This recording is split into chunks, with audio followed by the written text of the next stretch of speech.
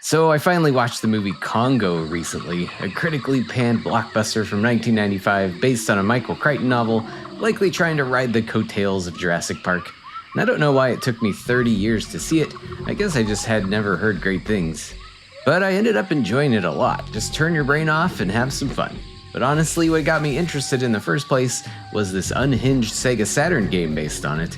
And from there, things spiraled into deeper layers of jank as I discovered more Congo video games and other electronic oddities, even some analog gaming. And I have now played them all and here to share my discoveries. So stop eating my sesame cake and let's check out every Congo game.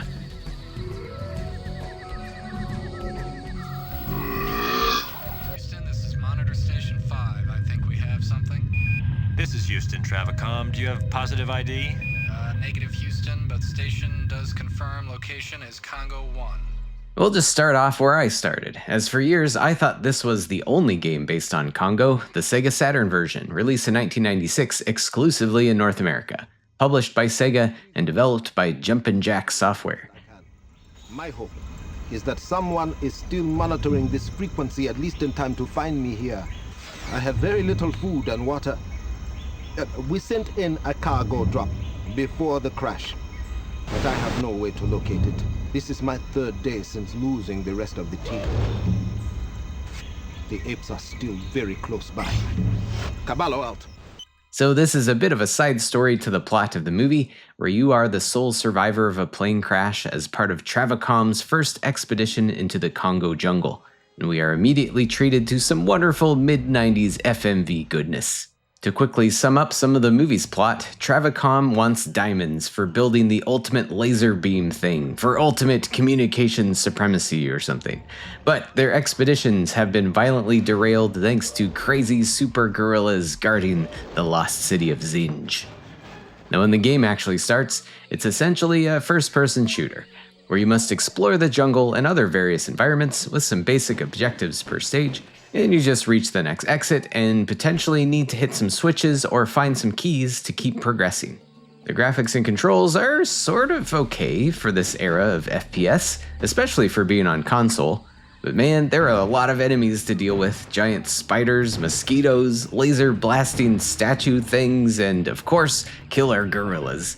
To make matters worse, a lot of the enemies spawn or even attack from areas that you can't walk through and maybe you can't even see. So you'll end up taking lots of random damage, and ammo for your various weapons are pretty limited. And further adding insult to injury, you have limited lives and no continues. There are 3 difficulty modes, but even on easy, you might find yourself often running out of ammo and just running to the exit instead of actually fighting anything, which arguably gives this game a tense survival element with resource management concerns. But when you're out of ammo and can only fire off a very sporadic emergency shot, it gets a bit annoying. There is at least a mini-map with a radar, and it even marks down where you've already been, which is nice. But I often found myself just looking at the radar most of the game to see nearby enemies, instead of at the main part of the screen. Now there are some real janky moments scattered about here too, like a fever that your character has that intermittently makes the screen look drunk, and even eventually this inverts your movement controls. There's also a level where the ground periodically does this tidal wave thing, mixed with some miserable required platforming.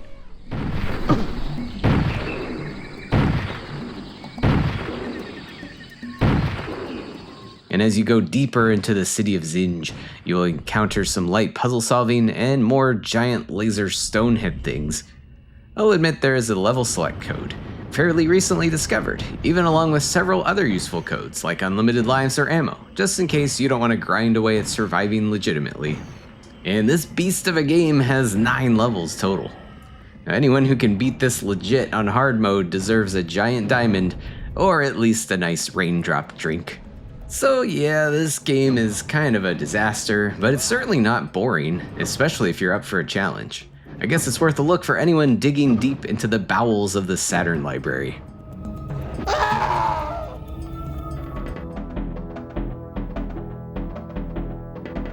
My Congo gaming exploration went deeper when I found out there was supposed to be Congo games on the Super Nintendo and Sega Genesis, released in 1995, around the same time as the movie release, to be published by Viacom and developed by Visual Concepts. You might recognize that name from Super Nintendo bangers like Clay Fighter, Lester the Unlikely, and Weapon Lord, but they eventually became the studio behind the 2K sports games. Anyways, despite the Super Nintendo game being essentially complete, the release was scrapped. Perhaps a mix of it being a bit late in the console's life cycle, and there was some negative reception to the movie. Mind you, the movie was still pretty profitable box office-wise, but it was the ire of critics, garnering several Golden Raspberry nominations and whatnot. And there's also a pretty cool story about all this on SNES Central, where you can also get the ROM for this, which includes some interviews with the devs and the story of how the first 9 months of development work were completely thrown out, and then the game in the form you see it here was actually finished in only 5 months. Now, the gameplay itself is a bit cursed, honestly, but it's better than I expected, especially considering it's a multi-genre affair. The game starts off suddenly dumping you into a gallery shooter, although it's more of a cinematic, interactive reenactment of surveillance footage when the killer guerrillas began their attacks against Travacom. And some basic text and digitized movie stills keep some form of a plot stitched together, and the first real level puts you in control of Ernie Hudson's character, Monroe, on a dangerous river raft ride. Aside from navigating through hazards like spiky rocks and deranged hippos, there are lots of diamonds to collect. 100 of them give you an extra life, and you'll quickly discover you'll need plenty of those, as this game really likes to kill you. There are lots of other little hidden detours and even secret rooms accessible through idols, which were kind of fun to track down. And there's end-of-level stat reports that give you an idea of how much you actually found and collected. Now, if you can survive the boat ride, you're then treated to a real gallery shooter level, just like that crazy scene in the movie with all the laser turrets. It feels very similar to the T2 arcade game. Just swap out Terminators with gorillas, basically. At least these stages are fairly easy and kind of fun to blast through.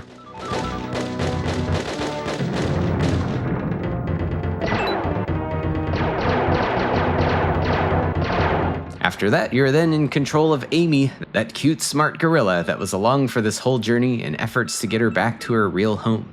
Now, Amy also kind of controls like a boat. Here you are constantly sliding down a mountain, dodging hazards, and collecting diamonds.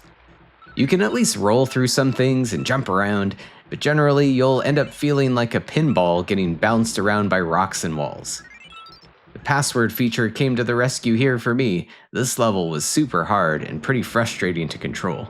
Even with a code to get more lives, I couldn't clear this one in a reasonable amount of time. After that, you get another very similar gallery shooter stage with the same laser-filled layout, although this time some floating statue heads join into the fray.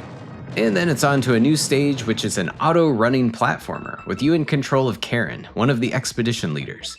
It's very minecart coded, but to avoid hazards you can jump or do a slide, or even use a grappling hook to swing from certain points. All while collecting diamonds, of course. This stage was kind of fun, honestly, but fairly lengthy, and it requires substantial precision at times, and you'll basically need lots of practice to memorize everything and survive.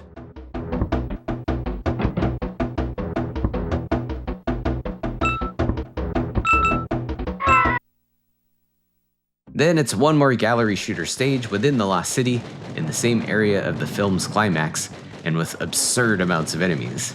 In my playthrough, I'm not sure how I survived. It looked like I ran out of health at the end, but maybe the game had some pity on me at that point. But the fangs would come out once more with a grand finale escape sequence, where you control Amy again as Zinj becomes flooded with lava. At least this stage controls better than the mudslide level, with more flexibility in your movement. There are plenty of hazardous traps to deal with, even devious things like reading these symbols and having to hit switches in the correct order later with a tidal wave of lava on your ass. And that concludes this prototype of Congo. But really, it's a complete game. It's kind of a shame that a lot of hard work went into this and simply got scrapped. Maybe with a little more testing and polish, this could have been a real banger, but at least I'm glad the prototype was made available.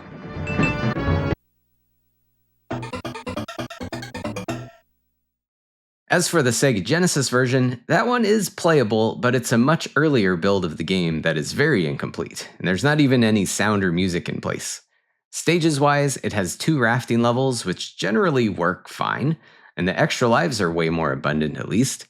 Then it's on to the auto runner stage, but you're just this weird little rollerboard thing. Maybe Karen was originally going to be riding something like this before she ended up on foot. Now you can easily get stuck on this stage as you lack the necessary momentum to get over some of the steep parts of the level. I'm not sure what to do in this case. But beyond this, I have seen some footage of a very broken gallery shooter level that simply scrolls and you can't shoot anything yet, and there are no aiming stages present at all. So it's an interesting curiosity if you want to see a work in progress, but you're better off with the Super Nintendo version for a more complete game. And for the next Congo game to talk about, we'll actually go way back to 1984. This is Amazon on the Apple II, a graphic adventure game written by Michael Crichton himself. The Congo author was a computer hobbyist as well, and had been working on a Congo adventure game with another programmer and artist years prior. Crichton was later approached by a game publisher to make interactive software based on his novels, and he already had Congo basically ready to go. Other than a bit of a snag, he had actually already sold all of the adaptation rights for the book to someone else. So instead, Amazon was born. Just swap out Africa for South America, diamonds for emeralds, and Amy the gorilla for Paco the parrot. Shortly after the original release, this was also ported to the Commodore 64 and DOS. It sold pretty well, and it also got later ports to the Mac, Atari ST, and even on the MSX for a release in Spain. It's a pretty typical text parsing adventure of the time period, with occasional static graphics at times, and the usual quite limited array of action words that you can use to further the story. I'll admit I haven't read the book for Congo, but it was pretty funny to see story elements swapped out to work around the licensing issue. Paco the talking parrot was especially hilarious at times, and he also serves as a kind of in-game hint supplier. And like a lot of these games, it's kind of tricky to figure out what you're supposed to do next, as many of your choices can have game-ending consequences. Now, all of these ports are generally quite similar, mainly just the different color palettes depending on the platform, and some subtle differences in the intro sequence. Personally, I also ran into a bunk version of the DOS port that gets soft-locked at a certain point in the game, so keep an eye out for that if your 3-digit NSRT computer code doesn't seem to do anything while you're lost in the Amazon. Now, getting back to the mid-90s, the Congo movie got one more computer adventure game, licensing intact this time, with Congo Descent into Zinj, released on Windows and Mac. It has a similar side story kind of setup to the Saturn game, where you are part of another expedition sent there to discover what happened to the main one that the movie focuses on. But instead of being a first-person shooter, this is a point-and-click adventure game, with some Myst-like pre-rendered screens to navigate through and interact with the environment, and some crunchy and schlocky FMV goodness, of course. Standard issue. Use the sat map to track Karen's homing beacon. Sat map? What kind of high-tech garbage? It'll help you find the diamonds. You also have this portable computer device that you can use to analyze clues, access a map and a radar, and other various functions. So this was a pretty interesting one. Although, like many point-and-click adventures, it is kind of easy to get completely stuck trying to figure out what item you need and what you need to use it on, all while random things might suddenly kill you.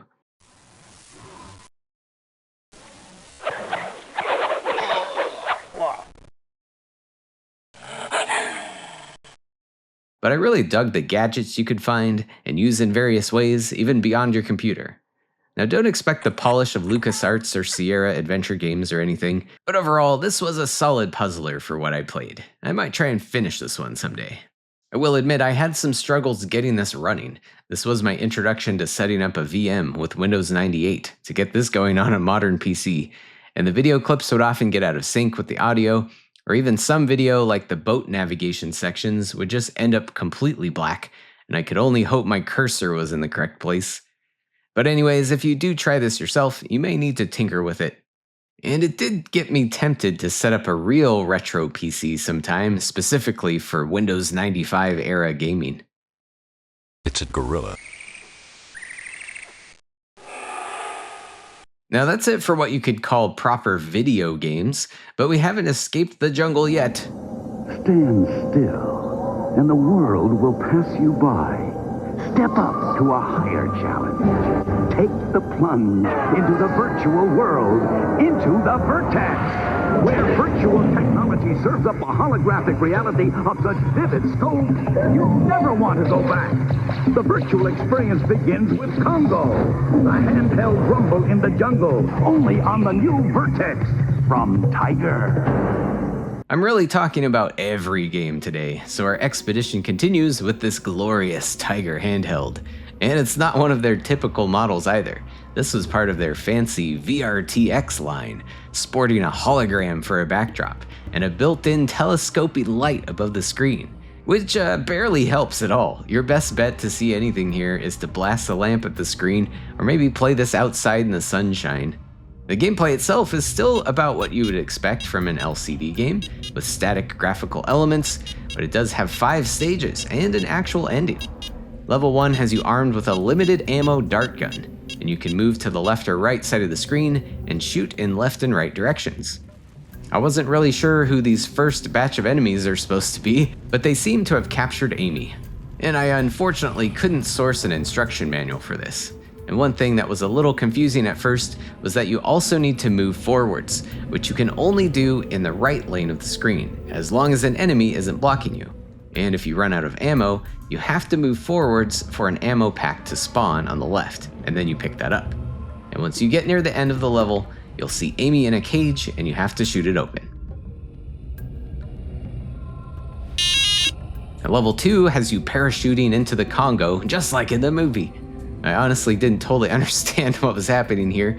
I just move around and try not to die, I guess. Level 3 then puts you on a raft, and you have to navigate through lanes of angry hippos. It's honestly pretty impressive that they crammed in all of this art for 3 different modes of transport here, on foot, in the air, and on the water. And finally, the last 2 stages are both back on land and shoot-'em-up gauntlets similar to level 1, just with more enemies and adding in the killer gorillas into the fray, and you have to dodge the rocks that they're throwing. All in all, it's a somewhat complex scenario for a Tiger handheld. And while it's pretty easy to beat in the end, it was still pretty fun. The timer's running out again. Oh, there's Amy! Oh, we did it! I think we won. We beat the game.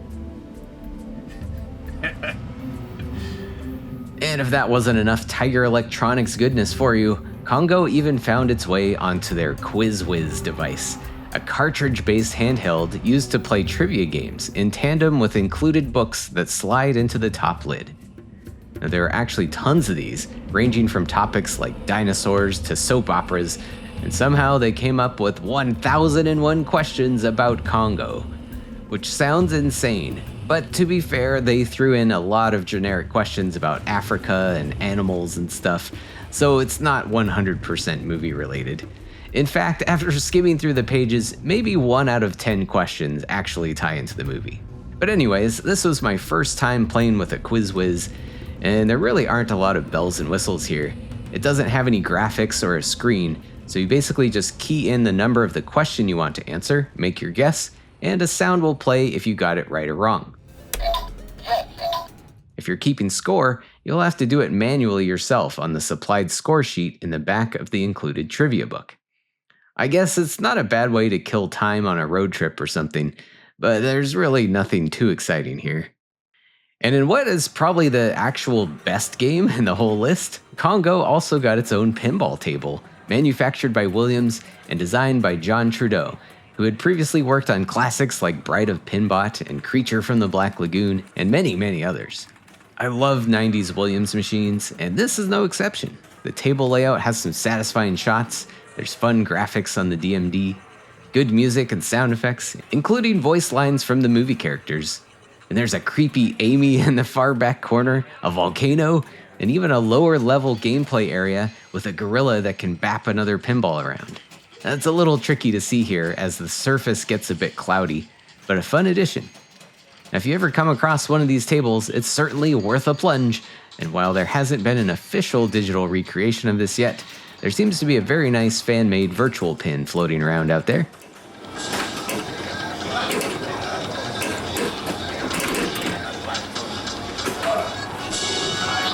And finally, for our final game based on Congo, we're going totally analog now with Congo the Movie the Board Game by Milton Bradley. Amy, don't look at me like that. I'm desperately trying to drag out this adventure a little bit longer, alright? So it's for 2 to 4 players, it probably takes about half an hour to play, and has a very simple and kid-friendly rule set. You basically roll dice, spin wheels, and look for the laser diamond tile to win the game. Now you also have health meters with a dial representing one of the movie characters, and if any of the players dies, everyone loses. So there is a little bit of teamwork required to keep everyone safe while there's still one lucky player who flips the diamond token. Now, the board has some pretty nice art, and there is a basic temple volcano backdrop that you build for a little touch of atmosphere. And I guess it certainly seems to have Boshi's seal of approval. And our expedition into the lost world of Congo games has finally come to an end here. I hope you enjoyed this little foray into some weird licensed gaming goodness. I've gone down this rabbit hole with other classic movie-based games like Beetlejuice or Willow if you're looking for another one. And also on a more serious note, the actual Congo is going through a pretty serious Ebola outbreak. So I simply ask you please consider donating to the efforts of Doctors Without Borders to help out over there. I'll have a link in the comments and description. And thanks so much for watching. We'll catch you next time.